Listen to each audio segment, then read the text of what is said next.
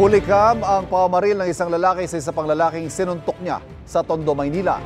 Ayon sa taga-barangay, dayo lang sa kanilang lugar ang dalawang lalaki. May unang balita si Jomera Presto. Kuha ito sa bahagi ng Masinop Street sa Tondo, Maynila pasado alas 10 kagabi. Kita ang lalaking nakaputi na bumaba ng tricycle.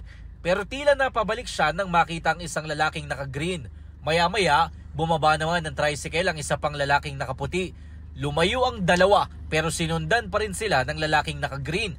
Ang sumunod na eksena, sinuntok na ng isang lalaki ang naka-green na lalaki. Gumanti naman ang lalaking naka-green at binaril ang isa sa kanila bago tumakas. Ligtas naman ang isa pang lalaki. Kumakain po kami dyan, tapos po tumatakbo yung lalaking binaril. Tapos bigla po siyang natumba dahil po pinutukan po siya ng isa. Tinamaan daw sa kanyang pisngi ang biktima. Naisugod pa siya sa ospital pero binawian din ang buhay. Ayon sa barangay, hindi nila mga residente sa lugar ang sospek at biktima na dumayo lang sa kanilang lugar. Baka sa droga rin yan, sir. Maraming droga dyan sa kabila. Sa ngayon, hawak na ng MPD homicide ang kaso at patuloy na hinahanap ang nakatakas na gunman.